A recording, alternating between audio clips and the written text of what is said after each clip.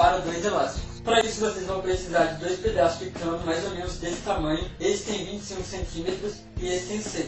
E os dois são de 25 milímetros. Um joelho, 2 prendedores de papel, cola quente, algo para cortar o cano, eu vou usar esse alicate, elásticos, que será a munição, e um cap e tinta spray, que são opcionais. Primeiro encaixe um dos canos no joelho, depois encaixe outro cano e encaixe o cap no cano menor. Essa parte é opcional. Depois faça 4 pequenos cortes nessas partes. É importante que estejam bem alinhados. Agora eu vou pintar a pistola. Essa parte também é opcional. Depois prenda os prendedores de papel dessas partes, com a cola quente. Eu não sei por qual motivo esse prendedor de baixo não está aguentando a pressão do elástico. Então eu vou fazer isso, para resolver o problema.